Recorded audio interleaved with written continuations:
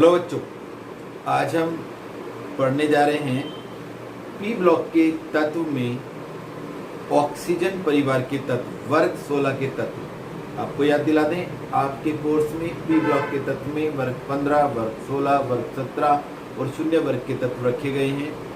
उससे पहले जो तत्व थे वो कक्षा 11 में पढ़ने को आपने कर लिए हैं। अब आज हम बात करें वर्ग 16 के तत्वों की। वर्ग 16 के तत्व बोले तो ऑक्सीजन परिवार के तत्व, वर्ग 16 के तत्व, इन्हें हम 6 बी वर्ग के तत्व भी कहते हैं।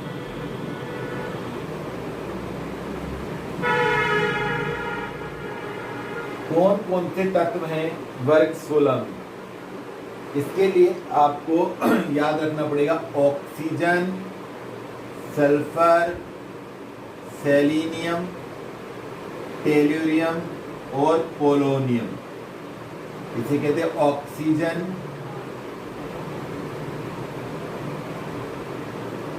सल्फर,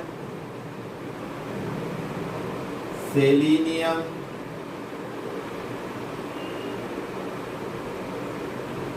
टेल्यूरियम और पोलोनियम। इसे याद करने का सबसे आसान तरीका है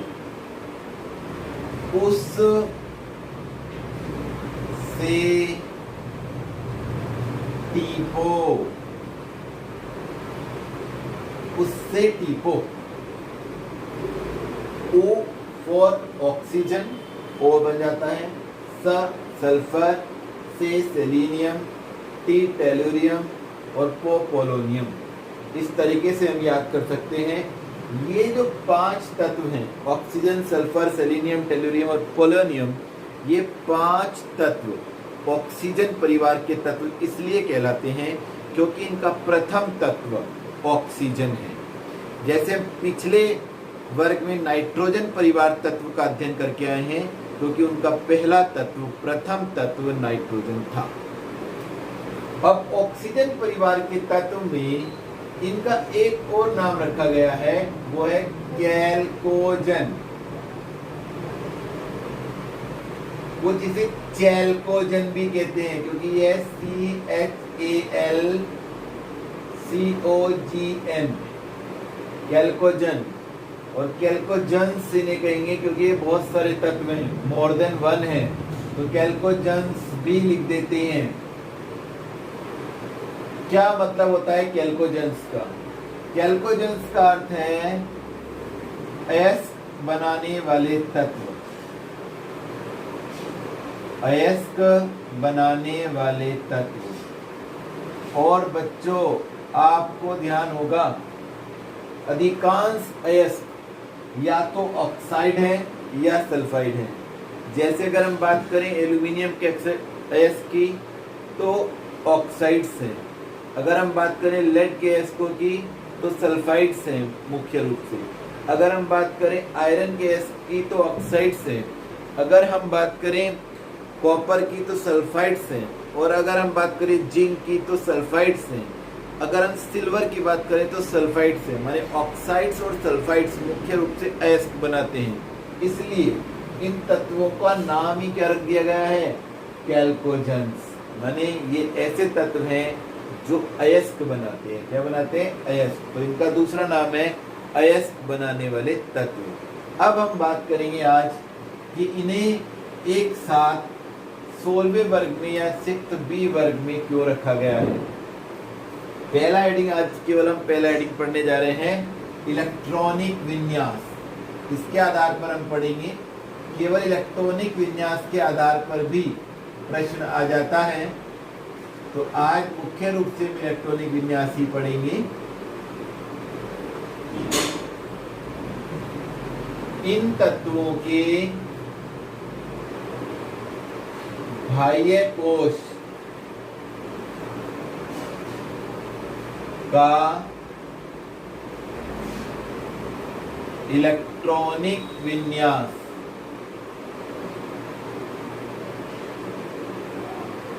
NH2 NP4 होता है। देखें कि क्या बात सही कही गई है। ऑक्सीजन होता है 8, सल्फर 16, सेलेनियम 34, टेल्यूरियम 52 और पोलोनियम 84। यहाँ 8 का अंतर है, फिर 18 का और उसके बाद 32 का अंतर। तो 1s2 2s2 2p4 26। भाई ये कोश में इलेक्ट्रॉनिक विन्यास s2p4, n का मतलब कक्षा की संख्या 2s2 2p4, 6 इलेक्ट्रॉन अंत में 1s2 2s2 2p6 3s2 3p4 2 8 6। आखिरी कोश में 6 electron 1s2 2s2 2p6 3s2 3p6 4s2 3d10 और 4p4। ये कर देते हैं 4s2 4p4। ठीक है, 3d10 हम पहले भी लिख सकते हैं।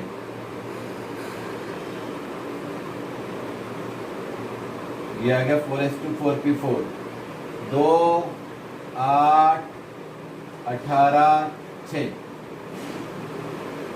इस प्रकार से हम आगे बढ़ेंगे 1s2 2s2 2p6 3s2 3p6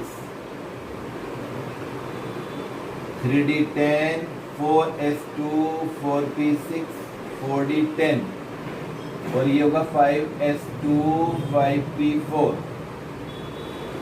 2 8 18 18 6।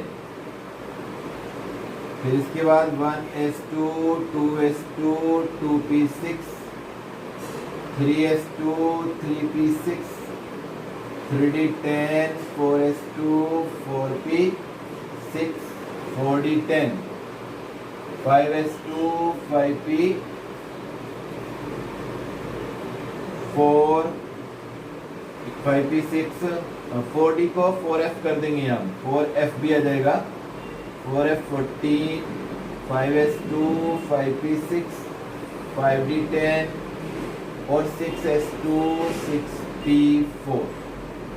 तो कुल मिला के फिर s2p4 2 8 18 32 18 6।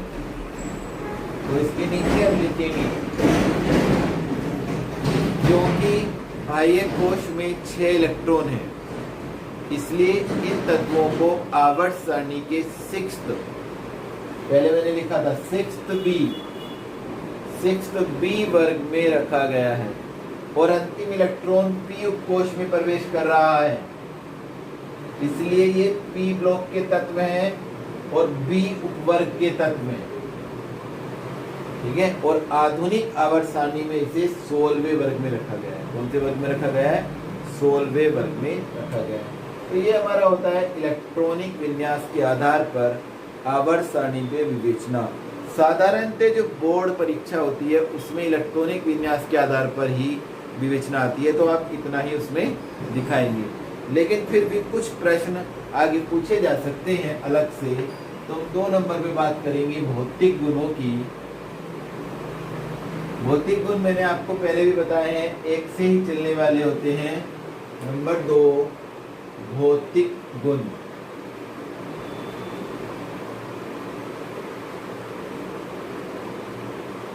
नंबर इसमें ए पार्ट, वर्ग में ऊपर से नीचे की ओर जाने पर, ध्यान करो पिछली बार की तरह ही है,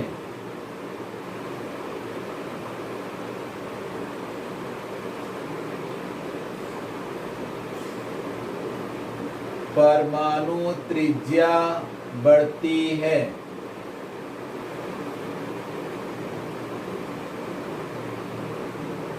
और ये बाकी सब सेम रहेगा। वर्ग में ऊपर से नीचे की ओर जाने पर आयनन विभव घटते हैं।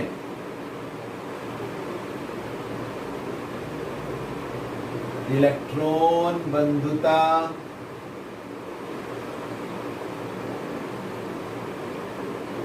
घटती है। विद्युत ऋणात्मकता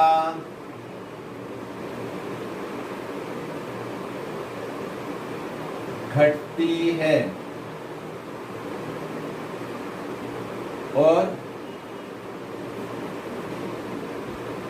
धात्विक लक्षण बढ़ता है। तो ध्यान रखेंगे जो हमने लिखा है पहला ए और ई ये बढ़ते हैं, बाकी तीनों घटते हैं। तो ये कुछ भौतिक गुण हो गए।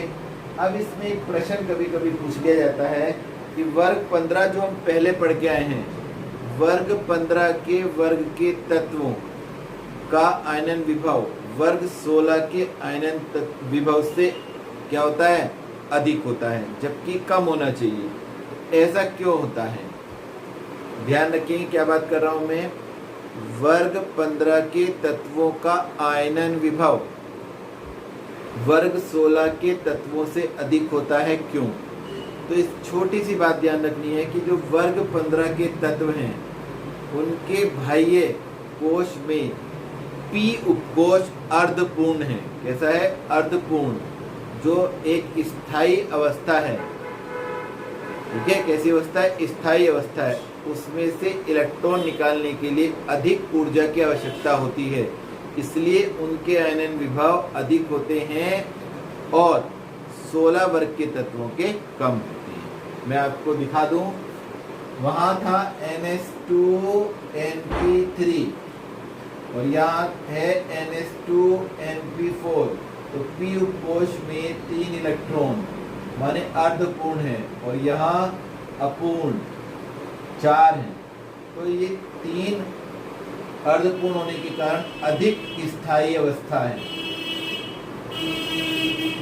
और ये कम स्थायी है, इसलिए इसमें से इलेक्ट्रॉन निकालने के लिए ज्यादा ऊर्जा चाहिए, इसलिए इसका आयनन विभव अधिक होता है। तो 15 वर्ग के तत्वों का आयनन विभव इसलिए अधिक होता है क्योंकि उनका पी उपकोश अर्धपूर्ण है, आधा भरा हुआ है, जो एक अधिक स्थायी अवस्था है। आज हम इतना ही रखेंगे। घर पर रहिए, सुरक्षित रहिए। Thank you.